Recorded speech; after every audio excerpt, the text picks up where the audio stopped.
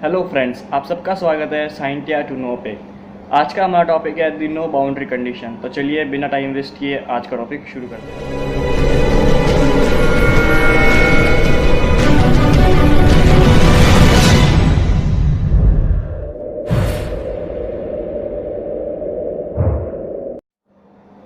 Classic theory of gravity, जो कि real space और टाइम पे बेस है, वो यूनिवर्स के बिहेव करने के लिए 2 वेज बताती है। सबसे पहला, यूनिवर्स की स्टार्टिंग या तो किसी इनफाइनाइट टाइम और स्पेस से हुई है, या फिर यूनिवर्स की स्टार्टिंग किसी एक फाइनाइट टाइम और स्पेस के साथ बट किसी सिंगुलैरिटी के साथ हुई है। लेकिन अगर हम स्पेस और टाइम के लॉज देखें तो ये ज़रूरी नहीं है कि फाइनाइट टाइम पे सिंगुलैरिटी हो। ये भी हो सकता है कि सिर्फ फाइनाइट स्पेस और टाइम है बट विदाउट एनी सिंगुलैरिटी और विदाउट एनी एज। आप इसको समझ सकते हैं एक एग्जाम्पल को लेके। इमेजिन कीजिए अर्थ का कोई भी पॉइंट जहाँ से आप स्टार्ट करें।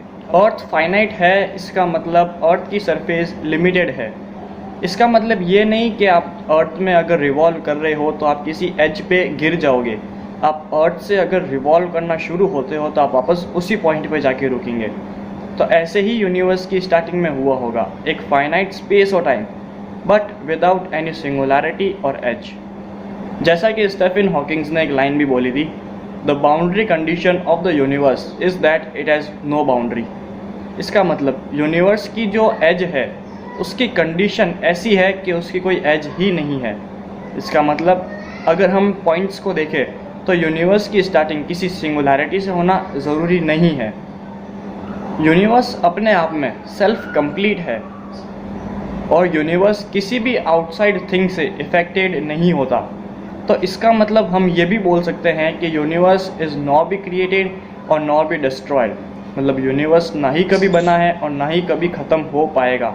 इसका मतलब यूनिवर्स जो कुछ भी है वो सिर्फ एक यूनिवर्स ही है। नो बाउंड्री प्रपोजल को और अच्छे से समझने के लिए आप इस बॉल को एक बार अर्थ इमेजिन कीजिए।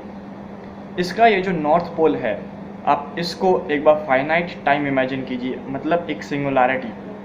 और इस अर्थ की ये जो भी लैटिट्यूड्स बनती है, ये सारी लैटिट्यूड्स बाद में जाके यूनिवर्स की साइज़ कंपेयर होती है। तो इमेजिन कीजिए यूनिवर्स की स्टार्टिंग किसी एक सिंगुलैरिटी से हुई है, धीरे धीरे वो बड़ी होती जा रही है धीरे धीरे, और अर्थ के इक्वेटर पे वो मैक्सिमम होगी।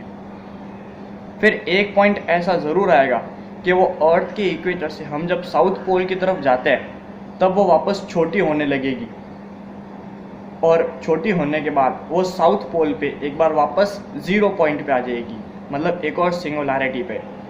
तो साइंस के लॉज इसको प्रूव नहीं कर पाते, क्योंकि जैसे कि अर्थ, उसका नॉर्थ पोल और साउथ पोल तो एक ही कंडीशंस है, और यूनिवर्स की जिस तरह से बिगिनिंग होती है उस तरह से उसकी एंडिंग नहीं हो सकती।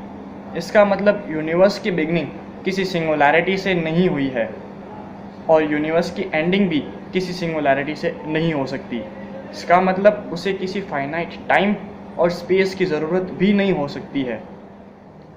तो जब यूनिवर्स की बिगिनिंग में सिंगुलैरिटी और फाइनाइट स्पेस और टाइम का कोई रोल ही नहीं है तो यूनिवर्स की बिगिनिंग किसने की? तो इसका सीधा सीधा आंसर आता है सबके मुंह पे कि जो भी यूनिवर्स की स्टार्टिंग है वो सब गॉड ने की है और ख़त्म भी गॉड ही करेंगे। लेकिन जैसा हमने वीडियो की स्टार्टिंग में बात किया था कि universe can neither be created and not be destroyed. Universe जो कुछ भी है वो सब यूनिवर्स ही है। तो फिर जब यूनिवर्स को बनने में किसी की ज़रूरत नहीं है तो फिर यूनिवर्स को बनाने वाला कौन है? तो फ्रेंड्स, आज की वीडियो में बस इतना ही। हम फिर से अगली बार मिलेंगे। अगर आपको ये वीडियो अच्छा लगे तो प्लीज़ लाइक कीजिएगा, इस वीडियो को शेयर कीजिएगा और एक अच्छा सा कमेंट ज़रूर छोड़ना। Thank you, good bye.